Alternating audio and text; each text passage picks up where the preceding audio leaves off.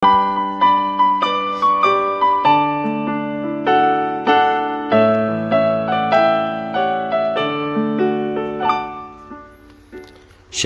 salam sejahtera bagi Bapak Ibu Saudara-saudara, anak-anak yang dikasihi oleh Tuhan Yesus Kristus. Berjumpa kembali bersama saya Pendeta Eka di dalam renungan firman Tuhan pada hari ini, hari Senin 5 Februari 2024. Sukacita dan damai sejahtera dari Tuhan Yesus kiranya menyertai hidup kita sekalian. Puji nama Tuhan. Pembacaan firman Tuhan hari ini sampai pada pembacaan surat 2 Timotius pasal yang pertama. Kiranya firman Tuhan memberkati kita sekalian. Baik, sebelum kita akan merenungkan bagian firman Tuhan hari ini, mari kita akan berdoa.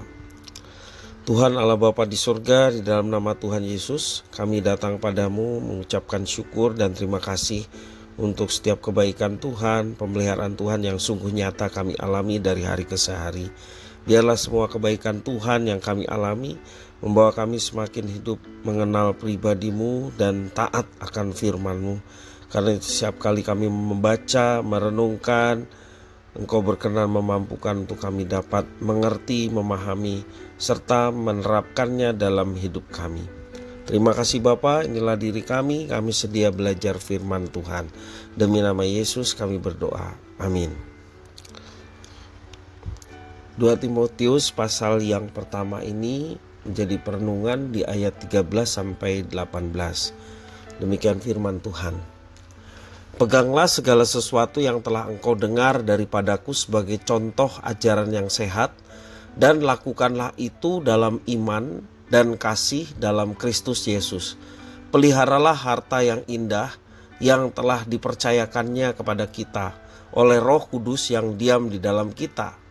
Engkau tahu bahwa semua mereka yang di daerah Asia Kecil berpaling daripadaku, termasuk Figelus dan Hermogenes. Tuhan kiranya mengaruniakan rahmat-Nya kepada keluarga Onesiforus yang telah berulang-ulang menyegarkan hatiku. Ia tidak malu menjumpai aku di dalam penjara. Ketika di Roma, ia berusaha mencari aku dan sudah juga menemui aku. Kiranya Tuhan menunjukkan rahmat-Nya kepadanya pada harinya. Betapa banyaknya pelayanan yang ia lakukan di Efesus, engkau lebih mengetahuinya daripadaku. Demikian firman Tuhan. Bapak Ibu, saudara-saudara yang dikasihi oleh Tuhan Yesus Kristus, dalam teks yang kita baca tadi disebut nama Onesiforus. Ya, Onesiforus dan keluarganya adalah anggota jemaat di kota Efesus. Ia mengerjakan banyak pelayanan di sana, dan Paulus memujinya atas segala keramah tamahannya, atas segala kebaikannya, serta keberaniannya di dalam pelayanan. Paulus menyebut bahwa keluarga Onesiforus telah menyegarkan hatinya berulang kali. Ketika Paulus menghadapi persoalan yang berat hingga Paulus dipenjara pun, ya, karena pemberitaan Injil, banyak orang Kristen yang meninggalkannya, namun Onesiforus tetap menunjukkan dukungannya kepada Rasul Paulus. Ia tidak malu mengunjungi Rasul Paulus di penjara. Ia bahkan mencari serta menemui Paulus hingga ke Roma. Tak heran kepedulian dan kasih yang ditunjukkannya itu menyegarkan hati Paulus. Kesaksian Paulus mengenai Onesiforus ini sungguh memberkati kita.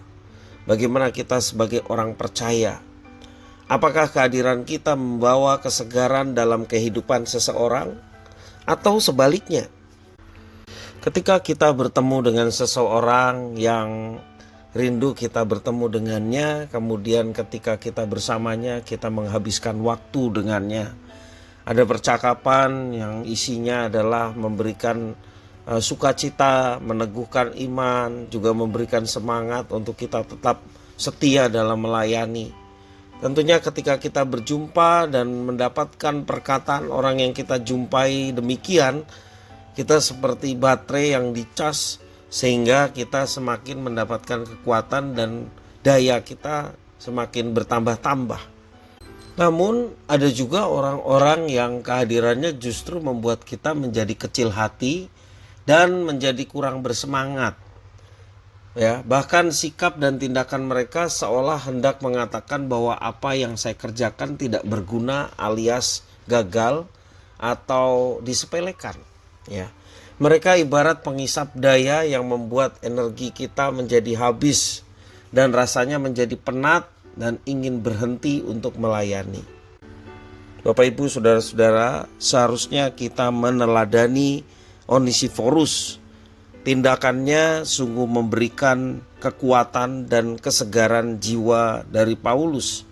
Bagaimana dia memberikan sukacita, memberikan semangat, dan memberikan dukungan untuk kita tetap melayani. Kalau kita diberkati melalui orang-orang yang senantiasa memberikan dukungan dan semangat, sukacita, gairah untuk kita tetap melayani, kita pun hendaknya menjadi orang yang demikian. Ketika kita berjumpa dengan orang, kita boleh memberikan kekuatan, memberikan perkataan yang membangun, perkataan yang mendatangkan sukacita, damai sejahtera, dan memberikan semangat untuk setiap kita, termasuk orang yang kita jumpai, untuk memiliki iman yang teguh di dalam Kristus. Karena itu Bapak Ibu Saudara, mari kita senantiasa mengikuti teladan dari Onesiforus, ya.